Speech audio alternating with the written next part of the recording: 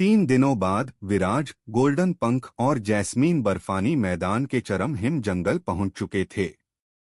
वहां आते ही विराज के चेहरे पर मुस्कान खिल उठी, क्योंकि विराज के दिल में मौजूद तलवार मणि में हलचल होना शुरू हो गई, जिसका मतलब ये था कि तलवार पूर्वज की विरासत वही कहीं आसपास थी। चरम हिम जंगल को देखकर जैस्मीन को बड़ी हैरानी हो रही थी, क्योंकि उस चरम हिम जंगल में कहीं भी बर्फ नहीं थी। उल्टा वहां का तापमान बर्फानी मैदान की तुलना में बहुत कम था और वो जगह पेड़ पौधों से भरा एक जंगल ही थी। चरम हिम जंगल हिम मानव प्रजाति के पूर्वजों की भूमि पर बसा था। जैस्मीन की ओर देखकर विराज ने कहा, अच्छी बात यह है कि हमें इस चरम हिम जंगल की ज्यादा गहराई में जाने की आवश्यकता नहीं है। तलवार पूर्वज की विरासत इस जंगल के बाहरी क्षेत्र में ही कहीं है। इस पर जैस्मीन ने कहा, ठीक है, चलते हैं। हमें इस घने जंगल के अंदर भुक्खड़ भूत के द्वारा वशीभूत किसी दैत्याकार जानवर का शिकार भी कर लेंगे, ताकि उसके दिल के खून से नहाकर हम हिम आत्मा श्राप से मुक्त हो सकें। विराज ने गोल्डन पंख से कहा, गोल्डन पंख, हिम मानव जाति पर पुनर्जन्म के 6 मार्गों के भुक्खड़ भूत हमला कर रहे हैं। तुम भी पुनर्जन्म के 6 मार्ग से ही आते हो, इसलिए तुम्हारा अंदर आना हिम मानव जाति को गलत संदेश दे सकता है। इसलिए तुम यही रुको, अगर आवश्यकता महसूस हुई तो मैं तुम्हें अंदर आने को कहूंगा। विराज की बात सुनकर गोल्डन पंख प्रहलाद प्रजाति के जानवर में बदल गया और आकाश की ओर उड़ गया। जैस्मीन ने चरम हिम जंगल के अंदर घुसते हुए कहा, मैंने उम्मीद नहीं की थी कि इस उजाड़ बर्फानी मैदान में इतना हरा भरा जंगल भी मौजूद हो सकता है। उस जंगल को देखकर विराज को जंगल चंद्रगुप्त नगर की याद आ रही थी। चंद्रगुप्त नगर के चारों ओर भी दूर दूर तक रेगिस्तान था और उसके बीच में चंद्रगुप्त नगर हरा भरा था, क्योंकि उस जैसलमेर क्षेत्र का सारा पोषण खींचकर चंद्रगुप्त नगर में आ रहा था। विराज को लग रहा था कि यहाँ पर भी कुछ ऐसा ही चल रहा था। बर्फानी मैदान का सारा पोषण खींचकर इस चरम हिम जंगल में आ रहा था। कुछ देर जंगल में चलने के बाद विराज को अपनी तरफ आता हुआ कोई जानवर महसूस हुआ।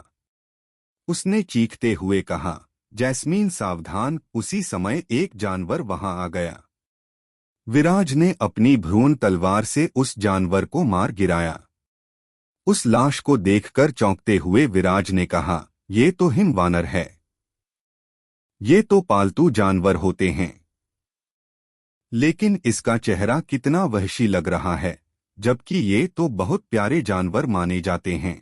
इस पर जैस्मीन ने कहा, लगता है इस पर भुक्कड़ भूत ने इसे अपने वशीभूत कर रखा था। ये समझ आते ही विराज ने कहा, हिम मानव प्रजाति के साथ कुछ बड़ा गलत घट रहा है।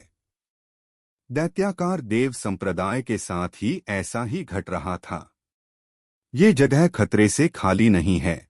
हमें जल्द से जल्द अपना काम पूरा करके यहाँ से निकलना होगा। विराज किसी भी हाल में हिम मानव प्रजाति के इस पचड़े में नहीं पड़ना चाहता था। वो अच्छे से जानता था कि उसका शक्ति का स्तर अभी काफी कम था, इसलिए इतनी बड़ी शक्तियों से उसे दूर रहना ही उचित लग रहा था। चरम हिम जंगल में अंदर जाने पर वहां पर कई जगहों पर तापमान बहुत तेजी से कम हो जा रहा था, साथ ही कई जगह एकदम उजाड़ और वीरान पड़ी थी। ये देखकर विराज ने कहा, भुक्खड़ भूत के हमलों का प्रभाव यहाँ पर भी काफी ज्यादा पड़ रहा है।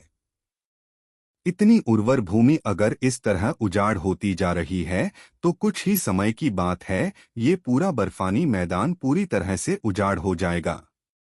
उसी समय विराज को अपनी आंखों के सामने एक विशालकाय पाइथन सांप दिखाई दिया।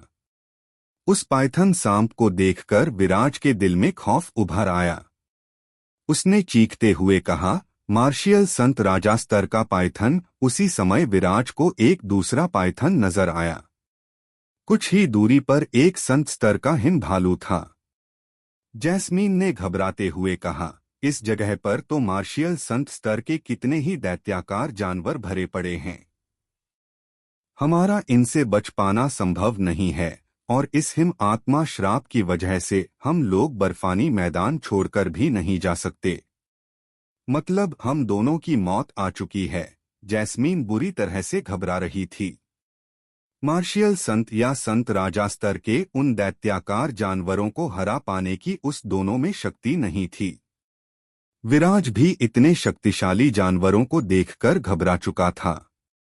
उसने जैस्मीन को ढांढस बंधाते हुए कहा, घबराओ नहीं जैस्मीन, मैं कुछ न कुछ करता हूँ। जैस्मीन की आंखों में आंसू आ गए और उसने कहा, अब कुछ नहीं किया जा सकता विराज, मौत ही हमारी नियति है।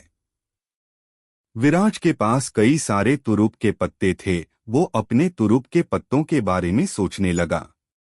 उसी समय उसे टावर ट्रायल मैदान में अग्निदेव मिले थे। अग्निदेव ने विराज को एक टोकन दिया था और कहा था कि अगर कभी उनकी जरूरत पड़े तो वो उन्हें मदद के लिए बुला सकता था। विराज को मालूम था कि अग्निदेव उसके पूर्वज अभय वर्धन के मित्र थे, इसलिए वो इतना तो निश्चित था कि अग्निदेव कम से कम संत अधिपति स्तर पर तो इस समय होंगे ही। उसने अग्निदेव को बुलाने का निर्णय अपने मन में ले लिया। एक वही थे जो उसे इस समय इस मुसीबत से बाहर निकाल सकते थे। विराज ने तुरंत अग्निदेव के दिए गए टोकन को बाहर निकाला और मसल दिया। उस टोकन के मसलते ही कुछ ही देर में अग्निदेव वहां रचनाकार गलियारे का उपयोग करके पहुंच चुके थे। अग्निदेव ने विराज के सामने आते ही अपने चारों ओर देखा। उस जगह को देखते ही वो समझ गए कि वो चरम हिम जंगल में खड़े थे। उन्होंने विराज की ओर देखकर कहा, विराज कैसे हो तुम? तुम्हें मेरी क्या जरूरत आन पड़ी?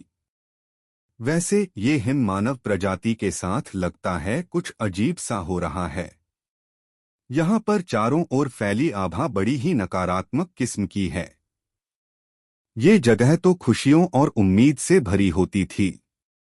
खैर जो कुछ भी है, मेरा यहाँ पर ज्यादा समय तक रुकना सही नहीं रहेगा। इसलिए तुम्हें क्या चाहिए बताओ। ये सुनकर विराज ने वहां चारों ओर फैले हुए मार्शियल संत स्तर के दैत्याकार जानवरों के बारे में बताते हुए कहा, ज्येष्ठ कृपया आप यहाँ आसपास मौजूद इन सभी दैत्याकार जानवरों को समाप्त कर दीजिए। ये सुनते ही अग्निदेव ने कहा, ठीक है। इसके तुरंत बाद उनके शरीर का आकार तेजी से बढ़ने लगा। देखते ही देखते उनका शरीर एक पहाड़ की तरह हो गया। अगले ही पल उनके विशालकाय शरीर में अनगिनत दरारें फूटने लगी। उन दरारों से भयानक ऊर्जा से तप्त लावा निकलने लगा। जल्द ही वो लावा वहां चारों ओर मौजूद मार्शियल संत स्तर के दैत्याकार जानवरों के शरीर पर फैल गया। कुछ ही देर में सभी मार्शियल संत दैत्याकार जानवरों की मौत हो गई। ऐसा होते ही अग्निदेव अपने सामान्य शरीर में आ गए। इसके बाद उन्होंने विराज से कहा, विराज मेरा काम पूरा हुआ, मैं चलता हूँ। अग्निदेव के इस महान विराट रूप को देखकर विराज पूरी तरह से स्तब्ध हो गया था। उसने अग्निदेव के चले जाने के बाद चौंकते हुए कहा, ज्येष्ठ अग्निदेव स्वर्गीय स्तर के योद्धा बन चुके हैं, वो भी चरम स्वर्गीय योद्धा। जैस्मीन ने विराज की ओर देखकर कहा, अग्निदेव सच में बहुत ही शक्तिशाली थे। वो पूर्वजों की अवस्था को हासिल करने में बस चंद ही कदम दूर है। इसके बाद जैस्मीन तेजी से हिम पाइथन सांप के पास चली गई और उसके दिल को बाहर निकाल लिया और उसके दिल के खून से नहाने लगी। विराज भी उसके दिल के खून से नहाने के बाद साधना की अवस्था में बैठ गया। कुछ ही देर में उन दोनों का हिम आत्मा श्राप उतर चुका था। ये देखकर दोनों के चेहरे पर प्रसन्नता खिल उठी। जैस्मीन का विराज पर प्रेम वक्त के साथ गाढ़ा होता जा रहा था। जिस तरह विराज ने मौत का रास्ता बदल दिया था, वो सच में जैस्मीन के लिए किसी दिव्य घटना से कम नहीं था। विराज ने उस पाइथन सांप को टुकड़ों में काटकर अपनी हाई यूनिवर्स रिंग में रख लिया। इसके साथ ही वहां चारों ओर कई सारे दैत्याकार जानवरों की लाशें थी। विराज ने उनमें से कुछ दैत्याकार जानवरों के दिल को निकालकर अपनी यूनिवर्स रिंग में रख लिया। इसके बाद वो दोनों वहां से आगे चल पड़े। थोड़ी आगे जाने पर विराज के दिल में मौजूद तलवार मणि जोर जोर से हिलने लगी। अचानक से वहां आसपास हवा में तेज हलचल होने लगी। तलवार मणि से भयंकर तलवार ऊर्जा बाहर निकलने लगी। अचानक से हवा में एक द्वार प्रकट हो गया। उस द्वार को देखकर जैस्मीन ने कहा, क्या तलवार पूर्वज की विरासत वहां पर है? तलवार पूर्वज ने एक आभासी दुनिया बनाकर उसके अंदर अपनी विरासत को वहां रख छोड़ा था। उसी समय विराज के चारों ओर सफेद रोशनी ने आकर उसे चारों ओर से घेर लिया। ये देखकर जैस्मीन ने चौंकते हुए कहा, अब ये कौन सी गुप्त कला है? उस द्वार को देखकर विराज जैस्मीन के साथ उस द्वार में घुस गया। हालांकि उस द्वार में घुसते ही उसे कुछ अजीब सा महसूस होने लगा। उसने आत्मा की आवाज के जरिए गोल्डन पंख से कहा, गोल्डन पंख वापस कलिंजर एम्पायर लौट जाओ। ऐसा कहते ही विराज बेहोश हो गया। उसे गोल्डन पंख का प्रत्युत्तर तक सुनने का अवसर नहीं मिला। विराज को जब होश आया तो उसने पाया कि वो एक विशालकाय गुफा में था। वो समझ गया कि वो तलवार पूर्वज की दुनिया में आ चुका था। जैस्मीन को भी होश आ गया था। वो दोनों धीमे कदमों से आगे बढ़ने लगे। कुछ ही देर में उनके सामने एक आभासी आकृति प्रकट हुई। उस आभासी आकृति ने विराज को देखते हुए कहा, अच्छा तो तलवार पूर्वज का वारिस यहाँ आया है। ठीक है, तुम्हें अगर तलवार पूर्वज का खजाना चाहिए तो कई परीक्षाओं को देना होगा। क्या तुम तैयार हो? विराज ने सिर हिलाकर सहमति के स्वर से कहा, मैं प्रस्तुत हूँ। ऐसा कहते ही आभासी आकृति ने अपना हाथ घुमाया और एक आभासी दरवाजा विराज के सामने खुल गया। उस आभासी दरवाजे को देखकर विराज उस दरवाजे में समा गया। जैस्मीन भी विराज के साथ उस दरवाजे में समा गई। अगले 6 माह तक विराज तलवार पूर्वज की दी गई परीक्षाओं को देता रहा और उसके बाद तलवार पूर्वज की छोड़ी गई विरासत को आत्मसात करता रहा। 6 माह बाद जब वो और जैस्मीन उस गुफा से बाहर आए तो विराज एक संत अधिपति योद्धा बन चुका था। जैस्मीन एक संत योद्धा बन चुकी थी। दोनों की शक्ति में अपार वृद्धि हो चुकी थी। तलवार पूर्वज की विरासत को हासिल करने के बाद विराज कलिंजर एम्पायर में विदिशा नगर लौट आया। अपने घर लौटने पर विराज अपने पिता इंद्रावसु से मिला। उसने देखा कि उसके पिता इंद्रावसु भी एक संत अधिपति योद्धा बन चुके थे। विपुल अयान यश भी वहां आ चुके थे। वैभव अपने गुरु पाराशल के साथ विराज की राह देख रहे थे। पाराशल मार्शियल संत अधिपति योद्धा बन चुके थे। इंद्रावसु ने विराज को देखते ही उसे गले से लगा लिया। इंद्रावसु ने विराज से कहा, तुम्हारा ही इंतजार हो रहा था। सुना है वसु परिवार ने भूत और हड्डी प्रजाति के साथ मिलकर 15 संत योद्धाओं को अपने साथ जोड़ लिया है। हमें कुछ करना होगा। वसु परिवार वर्धन परिवार को नेस्तनाबूद करने की पूरी तैयारी कर चुका है। वसु परिवार वर्धन परिवार के विरुद्ध 15 संत योद्धाओं को जोड़ चुका था। वो भूत प्रजाति और हड्डी प्रजाति के योद्धाओं को अपने साथ ले आया था, तो क्या विराज वसु परिवार के हमले का सामना कर पाएगा या नहीं? इंद्रावसु और बाकी लोगों ने जब देखा कि विराज एक संत अधिपति योद्धा बन चुका था तो वो सभी हैरान हो गए। किसी को भी अपनी आंखों पर यकीन नहीं हो रहा था। सभी हैरान नजरों को देखकर विराज ने सभी लोगों की ओर देखकर कहा, मुझे संत अधिपति स्तर से भी कई स्तर ऊपर रहे तलवार पूर्वज की महान विरासत को आत्मसात करने का अवसर हासिल हो सका। इस कारण से मैं 6 माह में संत अधिपति स्तर का योद्धा बन सका। बटा इंद्रावसु ने भावुक होते हुए कहा, बेटा, हम सभी तेरी राह तक रहे थे कि इस वसु परिवार का क्या करना है, लेकिन अब तेरी शक्ति देखकर मुझे भरोसा हो रहा है कि हम वसु परिवार का सामना कर पाएंगे। विराज ने अपने पिता की ओर देखकर कहा, पिताजी, आपको चिंतित होने की आवश्यकता नहीं।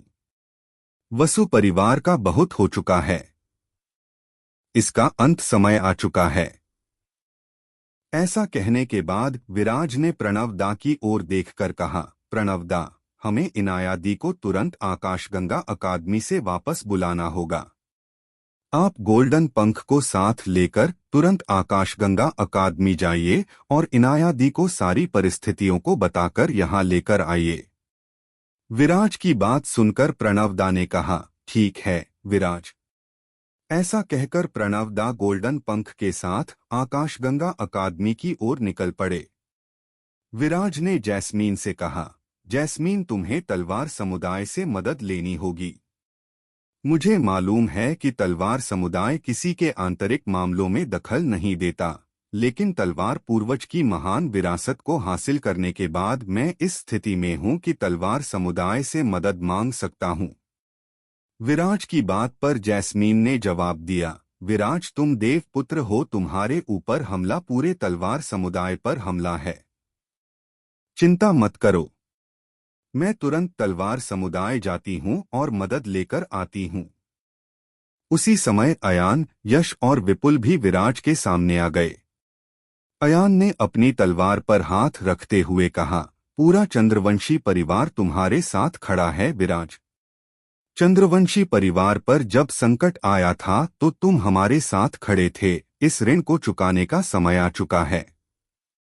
चंद्रवंशी परिवार के 2 संत योद्धा और 4 जीवनरस अमृत योद्धा जल्दी ही विदिशा नगर पहुंचने वाले हैं। अयान की बात पर विराज ने कहा, धन्यवाद मित्र। विपुल ने विराज के गले लगते हुए कहा, विराज तुम्हारी शक्ति देखकर मन प्रसन्न हो गया। एक खुशखबरी है, मेरे पिता निघासन रुद्र और माता दोनों संत स्तर के योद्धा बन चुके हैं। इसके साथ हमारे परिवार में 2 संत योद्धा पहले से हैं। इस तरह 4 संत योद्धा तुम्हारे साथ मिलकर वसु परिवार का सफाया करने के लिए तैयार है। इस पर विराज ने कहा, मित्र रुद्र परिवार पर की गई दुष्टता का हम वो जवाब देंगे कि वसु परिवार का नाम लेने वाला भी कोई नहीं बचेगा। उसी समय वैभव मुंह लटकाते हुए विराज के पास आया और उससे गले मिला। वैभव का उतरा हुआ चेहरा देखकर विराज ने उसका हाल पूछा तो वो विराज को अलग कोने में ले गया। उसने विराज को एकांत स्थान में ले जाते हुए कहा, बड़े भैया एक बुरी खबर है। शनाया ने अमृत घाटी के होने वाले युवराज के साथ शादी कर ली है। उन्होंने आपके लिए ये पत्र भिजवाया है। कई महीनों से हम लोग आपकी राह देख रहे थे। वैभव की बात सुनकर विराज का दिल अंदर तक चकनाचूर हो गया। शनाया ने किसी के साथ शादी कर ली थी, इस खबर ने उसे अंदर तक तोड़कर रख दिया था। हालांकि ये समय प्यार में टूटे हुए देवदास होने का नहीं था, अपितु चंद्रगुप्त की तरह घनानंद का नाश कर देने का था। विराज ने वैभव से शनाया का पत्र लेकर उसे पढ़ना शुरू कर दिया। पत्र में लिखा था, विराज जब तक तुम्हें ये पत्र मिलेगा मैं जन्म जन्मांतर तक किसी और की हो चुकी होंगी। तुम राजधानी आए और बिना मिले ही चले गए। इसके बाद महीनों से जैस्मीन के साथ कहीं चले गए। तुम्हारी कोई खोजखबर नहीं थी। अमृत घाटी के युवराज का रिश्ता मैं महीनों तक टालती रही, लेकिन एक वक्त आया जब मैं अपने भाई और तात को इस रिश्ते के लिए मना नहीं कर सकी। तुम्हारी राह तकते तकते तुम्हारी ये प्रेयसी हार गई। हमारा साथ शायद यही तक था। उम्मीद करती हूं कि तुम खुश रहो। वैसे सुना है जैस्मीन बहुत शक्तिशाली है। उसने राजधानी में वसु परिवार के संत स्तर के योद्धा को हरा दिया था। तुम्हारे जैसे महाशक्तिशाली योद्धा के लिए सच में वो एकदम उपयुक्त रहेगी। शनाया का पत्र पढ़कर विराज को समझ आ रहा था कि उसने अपनी शक्ति बढ़ाने के क्रम में शनाया को सही समय पर सही संदेश नहीं पहुंचाया। वो मन ही मन सोचने लगा, शनाया तुम्हारा परिवार बहुत अमीर और शक्तिशाली था।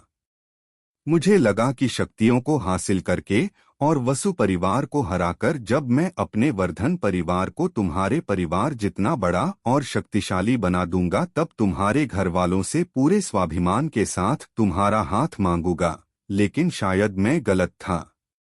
प्रेम में शक्ति बल की कोई जगह नहीं होती। जगह होती है तो सिर्फ प्रेम और विश्वास की। ये मेरी गलती है कि मैं तुम्हारे अंदर पर्याप्त विश्वास पैदा नहीं कर सका। मैं उम्मीद करता हूं कि तुम जहां भी रहो खूब खुश रहो। ऐसा सोचते हुए विराज की आंखों से आंसुओं की कई बूंदों ढुलक पड़ी। अगले ही पल विराज ने अपने आप को संभाल लिया। उसने वैभव की ओर देखकर कहा, वैभव तुम तुरंत जाओ और ज्येष्ठ पाराशल को यहाँ पर लेकर आओ। वो इस समय शीत वन में एकांतवास में साधना कर रहे हैं। ये सुनकर वैभव पाराशल को लेने वहां से चला गया। इसके बाद विराज साधना की अवस्था में बैठ गया। तलवार पूर्वज की गुफा में उसे कई शक्तियां मिली थी। उसमें उसे 8 मार्शियल संत आभासी आकृतियों की सुरक्षा भी मिली थी। गहन साधना के द्वारा उसने सभी 8 आभासी आकृतियों का आह्वान कर डाला। कुछ ही समय में सभी 8 मार्शियल संत आभासी आकृतियां उसके सामने मौजूद थी। विराज ने उन 8 आकृतियों को युद्ध के लिए तैयार रहने का आदेश दिया। उसी समय वानरपति सुबाहु वहां आ गए। विराज वानरपति सुबाहु को देखते हुए उनसे कहा, वानरपति सुबाहु आप लौट आए। वानरपति सुबाहु ने जवाब दिया, हाँ मैं लौट आया हूं, मगर अकेला नहीं लौटा हूं। वानरों की पूरी सेना लेकर लौटा हूं। मुझे वसु परिवार के होने वाले हमले के बारे में वैभव ने पहले ही बता दिया था। मैं वही था तो मैंने सभी वानरों को इकट्ठा कर लिया। वसु परिवार के जीवर्ष अमृत स्तर तक के सभी योद्धाओं को वानरों की मेरी फौज कच्चा चबा जाएगी। वानरपति सुबाहु के साथ आई वानरों की पूरी फौज को देखकर विराज भाव विभोर हो गया। उसने सुबाहु से कहा, मैं आपका धन्यवाद किन शब्दों में करूं? ये सुनकर वानरपति सुबाहु ने कहा, मैं आज जिंदा हूं तो काका अभय वर्धन की वजह से जिंदा हूं। मेरे लिए तो ये गर्व का पल है कि मैं काका के वंशजों के काम आ रहा हूं। अगले 15 दिनों के भीतर इनाया आकाशगंगा अकादमी से लौटकर आ चुकी थी। उसके साथ आकाशगंगा अकादमी के 3 मार्शियल संत योद्धा थे। साथ ही कई शक्तिशाली मित्र भी थे। इनाया ने विराज की शक्ति को देखा तो उसका खुशी का ठिकाना ही नहीं रहा। उसने विराज से कहा, विराज इस बार वसु परिवार के एक भी योद्धा को जिंदा नहीं छोड़ना है। जैस्मीन भी तलवार समुदाय के 8 मार्शियल संत अधिपति योद्धाओं के साथ लौट चुकी थी। चंद्रवंशी परिवार के मार्शियल संत योद्धा और बड़ी संख्या में योद्धा आ चुके थे। यश दक्ष भी 3 मार्शियल संत योद्धाओं को लेकर विदिशा नगर पहुंच चुका था। इसके साथ ही विदिशा के गुप्त पहरेदारों का सेनापति अंशुमान भी अपनी सेना लेकर विराज के साथ आ मिला था। पाराशल भी एक संत अधिपति योद्धा बन चुके थे और अपने साथ संत स्तर के 2 मित्रों को वहां लेकर आ गए थे। इस तरह विराज के साथ एक बहुत ही शक्तिशाली फौज खड़ी हो चुकी थी। दूसरी ओर वसु परिवार के अंदर महासेना वसु ने अपनी आधी जायदाद लुटाकर भूत और हड्डी प्रजाति के 15 संत योद्धाओं को बुला लिया था। इसके अलावा कई और प्रजातियों के योद्धा भी उसके साथ आ मिले थे। महासेना वसु अपनी पूरी फौज को लेकर वर्धन परिवार पर हमला करने ही वाला था। हालांकि उसे नहीं मालूम था कि उसके वर्धन परिवार पर हमला करने से पहले विराज अपनी फौज के साथ उस पर हमला करने वाला था। महासेना वसु ने अपनी फौज को इकट्ठा कर लिया था और जल्दी ही पूरी फौज विदिशा नगर के लिए रवाना होने वाली थी। महासेना वसु ने अपनी फौज को देखकर कहा, साथियों समय आ चुका है जब हमें वर्धन परिवार के साथ साथ सभी प्रमुख परिवारों को खात्मा करके कलिंजर एम्पायर का राजा बनना होगा। हमारा परछाई संरक्षण खत्म हो चुका है। हमारे पास युद्ध के अलावा कोई विकल्प नहीं। हम यहाँ से विदिशा नगर जाएंगे और सबसे पहले वर्धन परिवार का खात्मा करेंगे। इसके बाद हम रुद्र परिवार, चंद्रवंशी परिवार, दक्ष परिवार और अंत में परिहार परिवार का नाश करके कलिंजर एम्पायर के राजा बन जाएंगे। उसी समय वसु परिवार का एक पहरेदार दौड़ते हुए वहां आया और महासेना वसु से डरते हुए कहा, पूर्वज, वो वर्धन परिवार का विराज वर्धन पूरी फौज लेकर वसु परिवार का हमला करने राजधानी के अंदर प्रवेश कर चुका है। ये सुनकर महासेना वसु के चेहरे पर भ्रेकुटियां चढ़ गई। उसने गुस्से से चीखते हुए कहा, उस बच्चे की इतनी जुर्रत की सीधे वसु परिवार पर हमला करने आ गया। खैर, अब आ ही रहा है तो यही सही।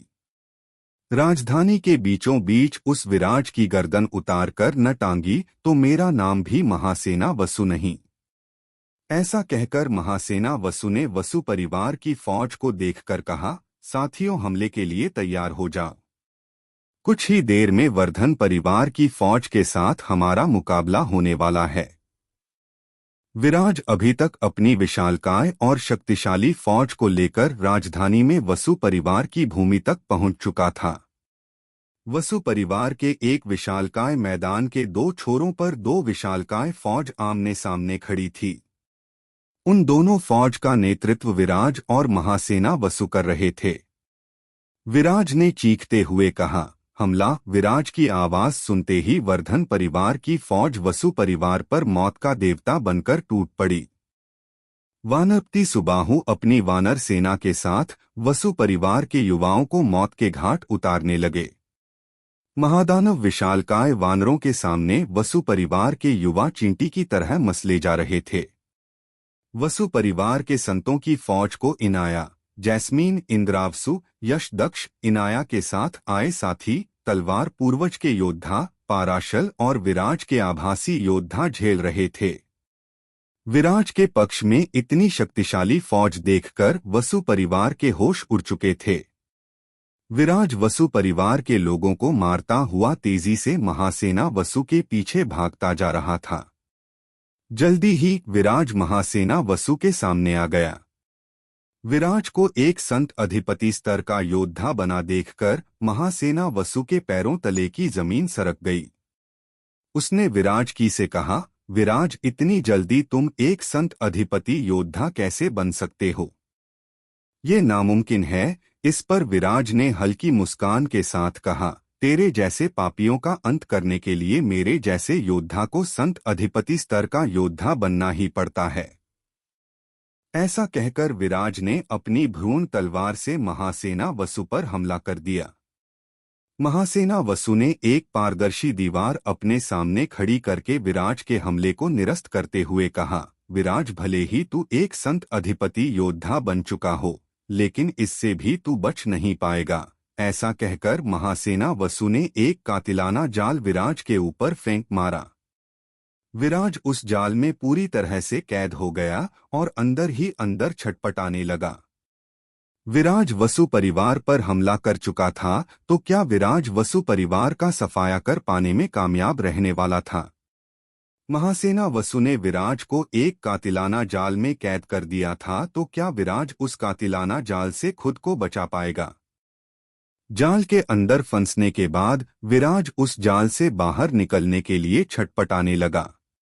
उसने गोल्डन पंख को आत्मा के संबंध के जरिए आवाज लगाई, गोल्डन पंख, इस जाल को नष्ट कर दो। विराज की आवाज सुनते ही गोल्डन पंख ने अपनी 9 अधूरे संसार ज्वाला को महासेना वसु के बनाए जाल पर बरसाना शुरू कर दिया।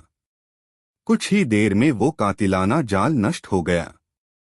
ये देखकर महासेना वसु की हालत खस्ता हो गई। उसने ये कातिलाना जाल एक स्वर्गीय स्तर के योद्धा से भारी कीमत में हासिल किया था और यहाँ पर इसे गोल्डन पंख ने आसानी से नष्ट कर दिया था। बटा दूसरी ओर जैस्मीन वसु परिवार की महिला युवा योद्धाओं को मौत के घाट उतारे जा रही थी। एक के बाद एक युवा महिला योद्धाओं जैस्मीन के हाथों मारे जा रही थी। चारों ओर वसु परिवार के लोगों का खून ही खून बिखरा पड़ा था। इनाया अपने साथियों के साथ वसु परिवार के दक्षिणी हिस्से पर मौत का तूफान बनकर कहर मचा रही थी। वहां पर वसु परिवार के 4 संत स्तर के योद्धा थे, जिनमें से इनाया और उसके साथी 2 संत योद्धाओं को तो मारकर गिरा भी चुके थे। वही उस युद्ध से कुछ दूरी पर कलिंजर सम्राट अपनी सेना लेकर खड़ा था। उसके साथ अमायरा खड़ी थी। अमायरा ने कलिंजर सम्राट से कहा, पिताजी आखिर कब हम इन वसु परिवार पर हमला करेंगे? वर्धन परिवार वसु परिवार पर हमला कर चुका है, हमें भी तुरंत हमला कर देना चाहिए। अमायरा की चिंता से दूर कलिंजर सम्राट को कुछ और ही चिंता सता रही थी। वो सोच रहे थे, अगर विराज इस युद्ध का विजेता बना तो सभी परिवारों के समर्थन से वो कलिंजर एम्पायर का राजा बनने का दावा पेश कर सकता है। गुप्तचरों से जो सूचना मिली है उस हिसाब से उसकी फौज को रोक पाना मेरी फौज के बस की बात नहीं है। अगर इस समय मैं वसु परिवार से मिलकर वर्धन परिवार के विरुद्ध भी चला जाऊं तो भी वर्धन परिवार को हराना संभव नहीं दिखता। क्या करूं, यहां तो दोनों तरफ मेरी ही हार दिख रही है। उसी समय वहां पर अभय वर्धन और काल्पी वर्धन पहुंच गए। अभय और काल्पी वर्धन को अपने सामने पाकर कलिंजर सम्राट के होश उड़ गए। अभय वर्धन ने शांत स्वर में कहा, समय का चक्र कभी किसी के लिए नहीं रुकता। देखो, जिस वसु परिवार ने वर्धन परिवार का खात्मा किया था वो वसु परिवार जड़ समेत अपने नष्ट होने के कगार पर पहुंच चुका है। अब समय है तुम भी इस राजसत्ता का मोह त्याग दो और हमारे साथ इस कैप्लर यूनिवर्स की लंबी यात्रा पर निकल पड़ो। वैसे भी जिस तरह तुम्हारे परिवार ने पिछले 1000 सालों में वसु परिवार को संरक्षण दिया है, तुम्हारा परिवार कलिंजर एम्पायर के राजा कहलाने के लायक नहीं रहा। अभय वर्धन के ऐसा कहते ही एक विशालकाय फौज अभय वर्धन के पीछे प्रकट हो गई। उस फौज और अभय और काल्पी वर्धन की शक्ति के सामने कलिंजर सम्राट की शक्ति नगण्य थी। ये देखकर कलिंजर सम्राट ने उन दोनों के सामने आत्मसमर्पण कर दिया। दूसरी ओर वर्धन परिवार वसु परिवार के ज्यादातर लोगों को मौत के घाट उतार चुका था। पाराशल ने वसु परिवार के 2 संत योद्धाओं को मार गिराया था। इनाया अपने साथियों के साथ वसु परिवार के दक्षिण हिस्से पर कब्जा कर चुकी थी। वही वानरपति सुबाहु ने अपनी वानर सेना के साथ वसु परिवार के सभी युवाओं को मौत के घाट उतार दिया था। जैस्मीन अपने तलवार समुदाय के लोगों के साथ वसु परिवार के पूर्वी हिस्से पर कब्जा कर चुकी थी। उत्तर हिस्से पर विराज खड़ा था और महासेना वसु की लाश उसके पैरों में पड़ी थी। वसु परिवार के सभी शक्तिशाली योद्धा मारे जा चुके थे। बड़ी संख्या में वसु परिवार के लोगों ने आत्मसमर्पण कर दिया था। विराज ने प्रणवदा की ओर देखकर कहा, वसु परिवार के इन सभी कैदियों को विदिशा नगर ले जाओ और वहां विदिशा के गुप्त पहरेदारों के उस द्वीप जेल में डाल दो। मौत से भी बदतर जिंदगी जिएंगे, तभी इन्हें इनके पापों की सजा मिलेगी। विराज का आदेश सुनकर प्रणवदा वसु परिवार के कैदियों को वहां से लेकर चले गए। उसी समय इंद्रावसु आगे आए और विराज को गले लगाते हुए कहा, विराज बेटा, तुमने कमाल कर दिया। मैंने तो उम्मीद ही छोड़ दी थी कि कभी वसु परिवार का खात्मा कर सकूंगा।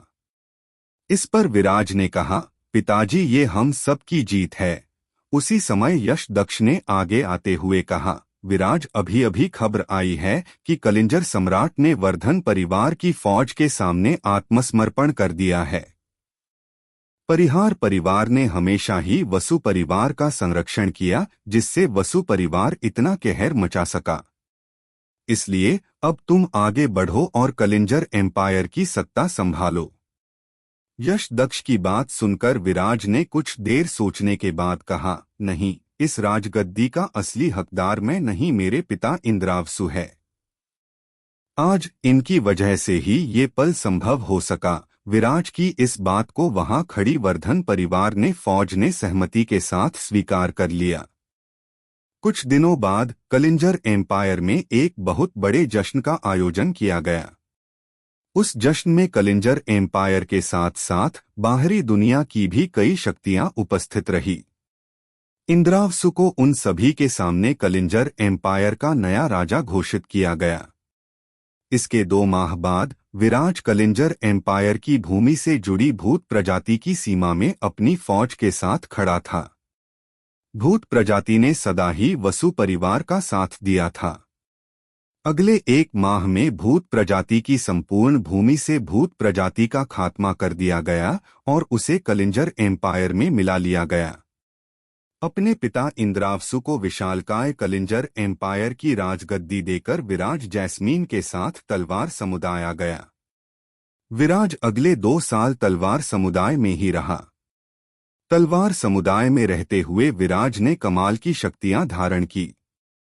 इन 2 सालों में विराज तलवार समुदाय का सबसे शक्तिशाली चेहरा बन चुका था। तलवार समुदाय में उसी की तूती बोलने लगी। तलवार समुदाय में रहते हुए वो जैस्मीन के काफी नजदीक आने लगा था। 2 सालों बाद वो शक्ति को नए स्तरों तक पहुंचाने के लिए जैस्मीन को लेकर बाहरी दुनिया में निकल पड़ा। अगले 2 साल तक विराज जैस्मीन के साथ बाहरी दुनिया घूमता रहा। उसकी शक्ति में बेतहाशा वृद्धि होती चली जा रही थी। सिस्टम की मदद से एक से बढ़कर एक हथियार उसके पास इकट्ठा होते चले जा रहे थे। जैस्मीन भी विराज के साथ साथ बहुत ज्यादा शक्तिशाली चली होती जा रही थी। विराज कैप्लर यूनिवर्स के सबसे शक्तिशाली योद्धाओं में शुमार हो चुका था और कैप्लर यूनिवर्स की सभी 100 प्रजातियों में विराज का सम्मान और दर्जा बहुत ऊंचा हो चुका था। विराज शक्ति के एक नए स्तर को पाने के लिए समय की रेत को हासिल करने दुनिया के प्रथम पर्वत पर आया था।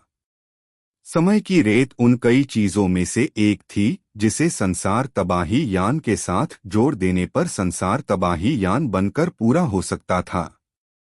संसार तबाही यान पूरा होने पर विराज अपनी पुरानी दुनिया में वापस लौट सकता था जहां पर वो एक अनाथ लड़का था।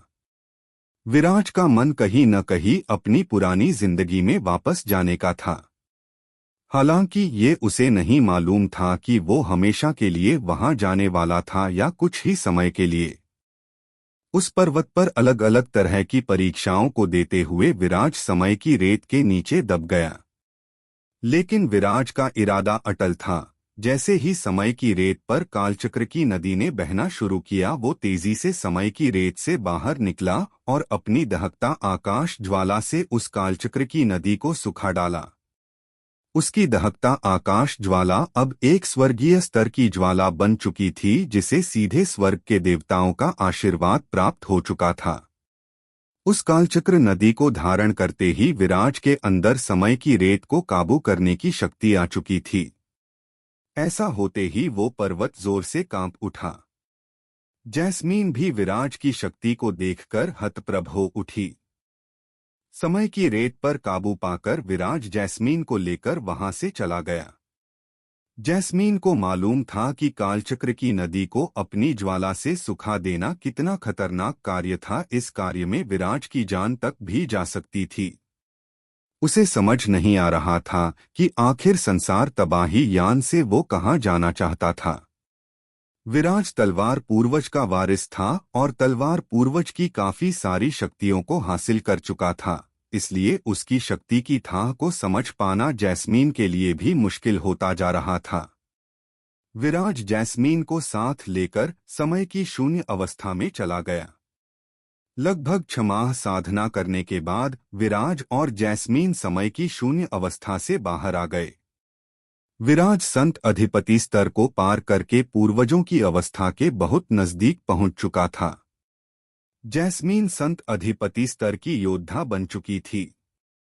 अगले 1 साल में विराज ने प्रथम पर्वत की सभी परीक्षाओं उत्तीर्ण कर लिया।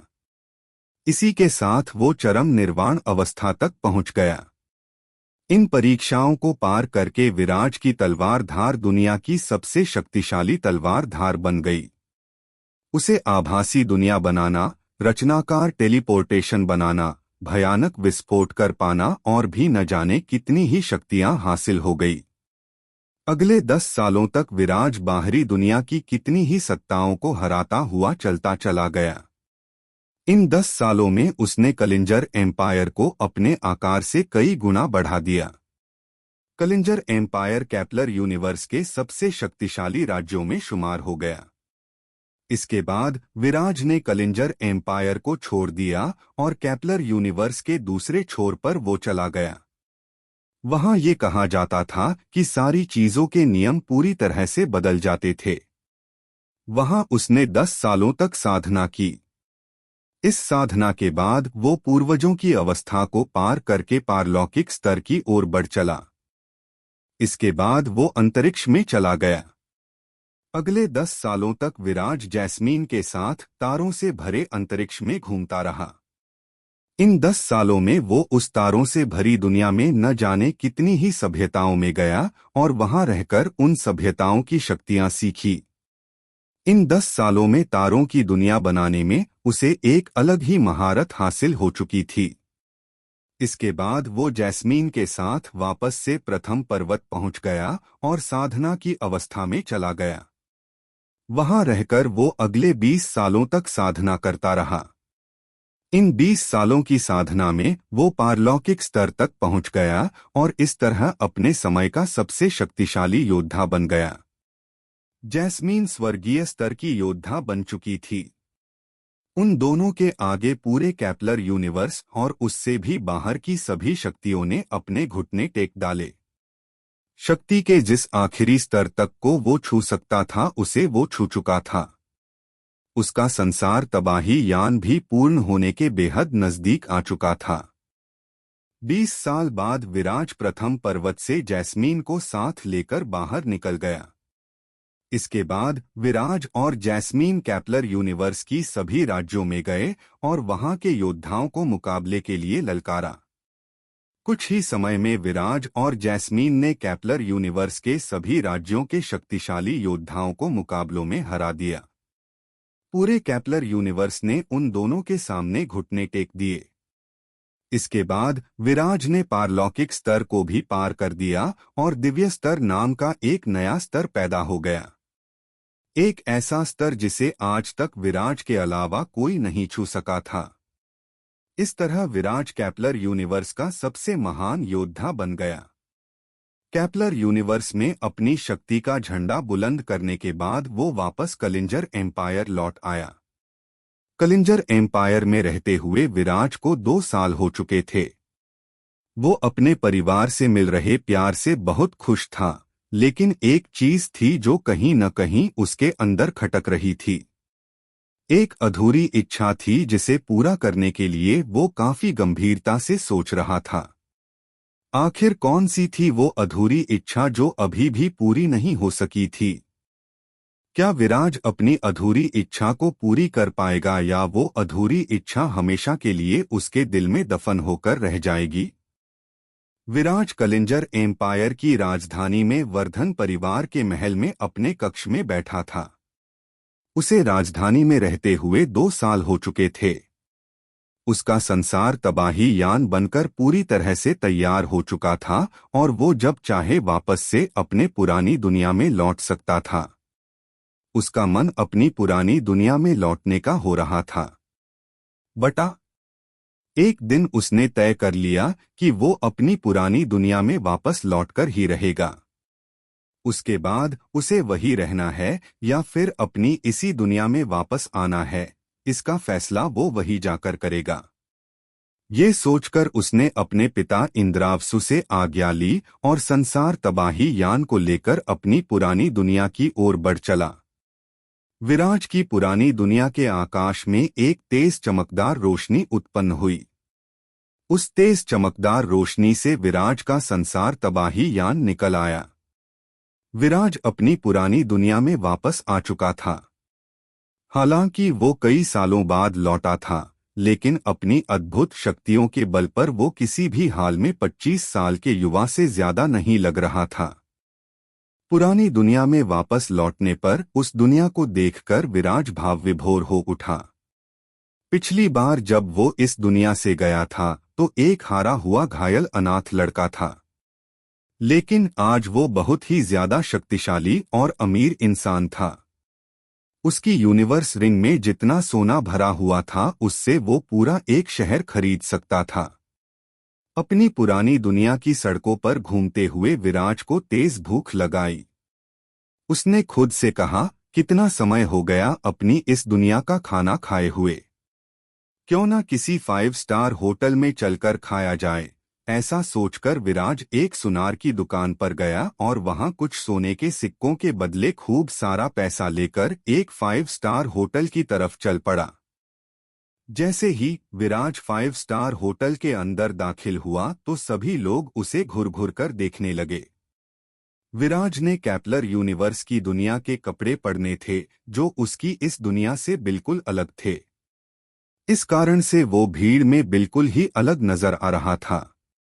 उसी समय विराज की नजर अपने से आगे चल रहे एक लड़के पर पड़ी। उस लड़के ने बहुत ही गंदे, फटे हुए और सस्ते कपड़े पहने हुए थे और वो तेजी से चलता जा रहा था। एक गार्ड ने उस लड़के को रोकते हुए पूछा, भाई कौन है तू और यहाँ कहाँ घुसा चला आ रहा है? उस लड़के ने जवाब दिया, मेरा नाम लक्की है और मुझे भूख लगी है इसलिए यहाँ खाना खाने आया हूँ। ये सुनकर गार्ड ने हंसते हुए कहा, अच्छा तो अब तेरे जैसे फटीचर इतने बड़े होटल में खाना खाने आएंगे। ऐसा कहकर गार्ड ने लक्की को धक्का दे मारा। धक्का लगने से लक्की पीछे की तरफ गिरने लगा। ये देखकर विराज ने दौड़कर लक्की को पकड़ लिया। विराज की रफ्तार इतनी ज्यादा तेज थी कि कोई भी विराज को दौड़ते हुए देख नहीं सका। गार्ड ने विराज को अचानक से वहां पाकर पूछा, अरे तू कहां से आया? अच्छा तो तू भी इसके साथ है। यहाँ क्या लंगर बंट रहा है जो तुम दोनों मुंह उठाकर यहाँ चले आए? ये सुनकर विराज को तेज गुस्सा आ गया। उसने तुरंत अपनी भ्रूण तलवार बाहर निकाल ली और उस गार्ड का सिर कलम करने के लिए आगे बढ़ चला।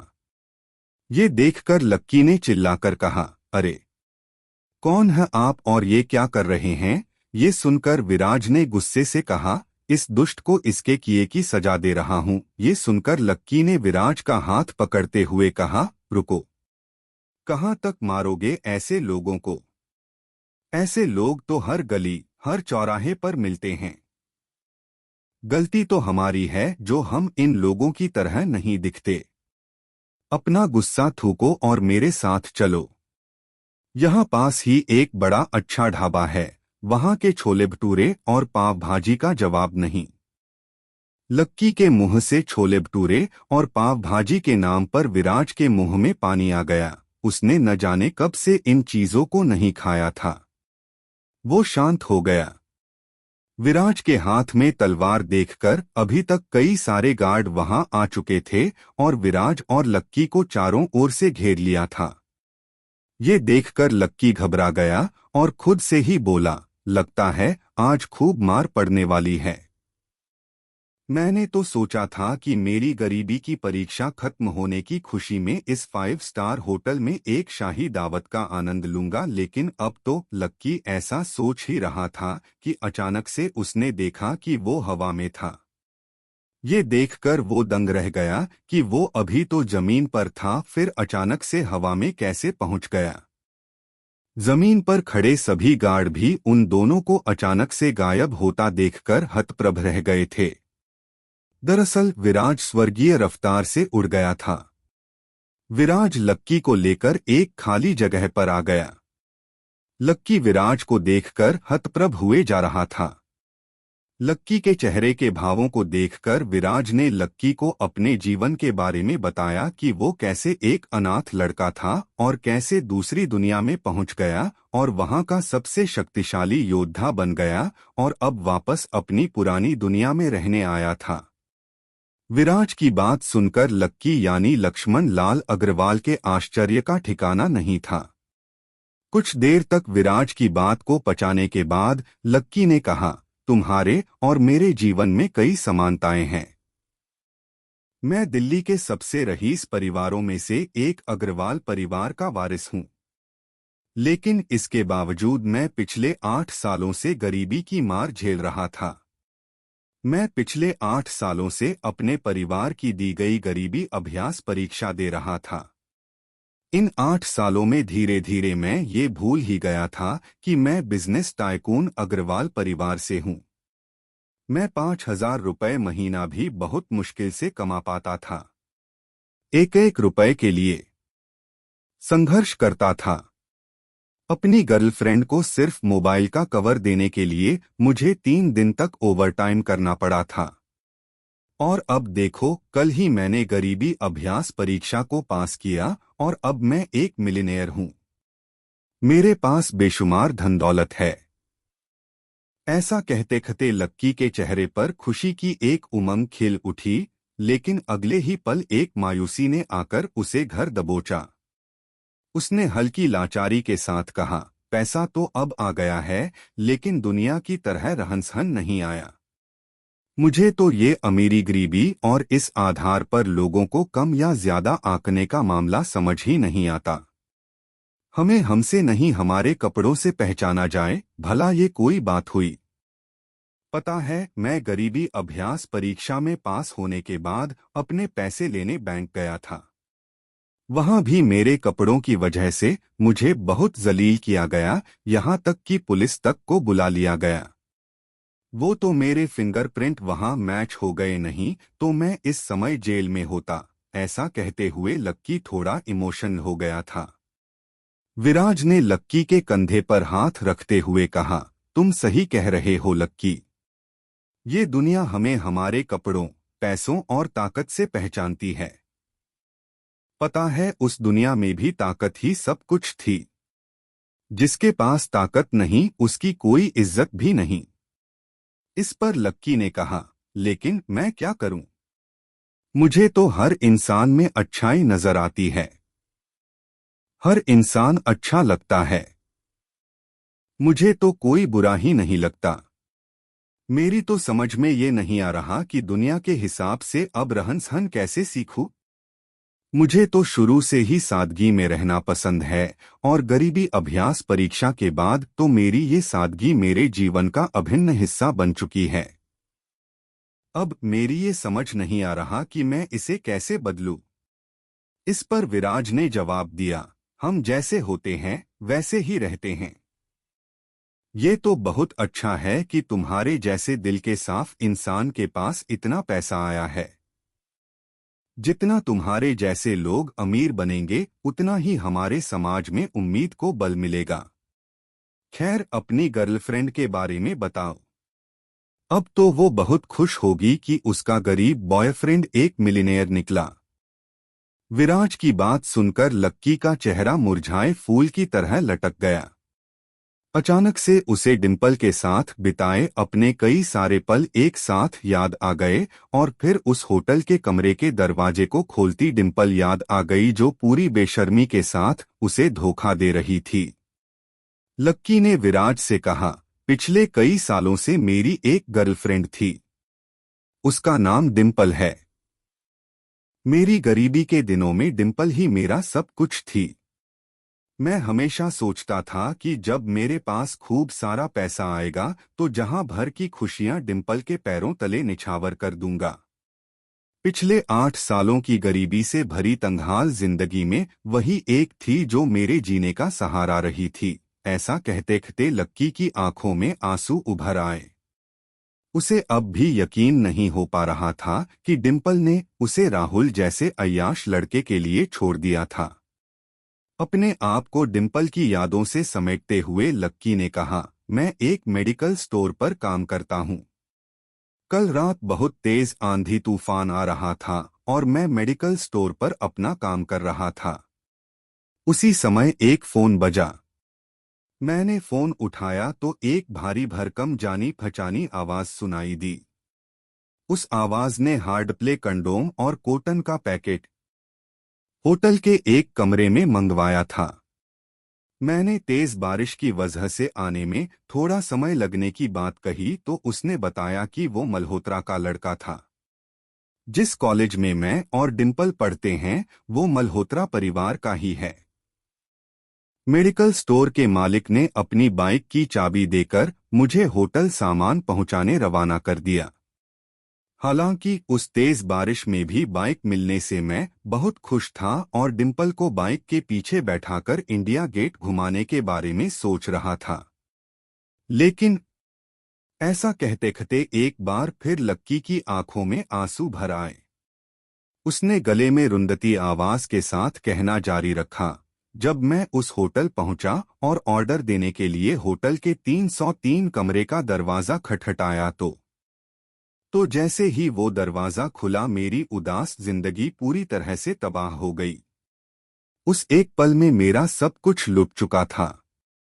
मेरे सामने कोई और नहीं डिम्पल खड़ी थी। उसने पर्पल कलर का नाइट गाउन पहना हुआ था। उसके काले घने बाल गीले थे, जिससे देखकर ही पता चल रहा था कि वो अभी नहाकर आई थी।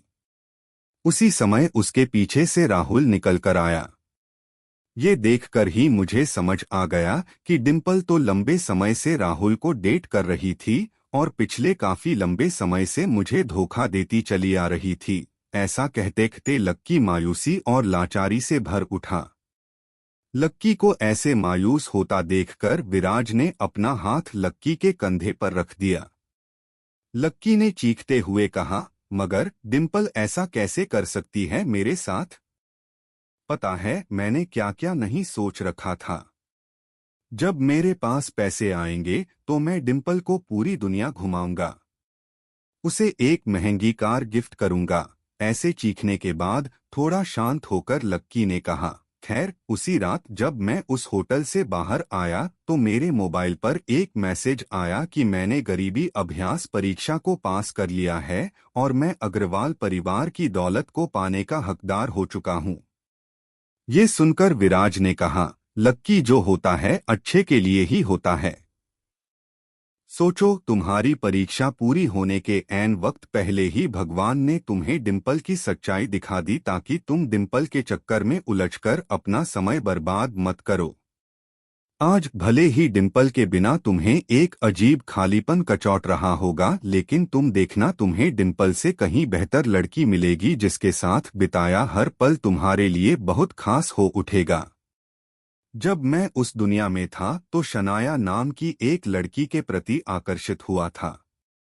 उस समय वक्त ने कुछ ऐसी करवट ली कि शनाया की शादी कहीं और हो गई।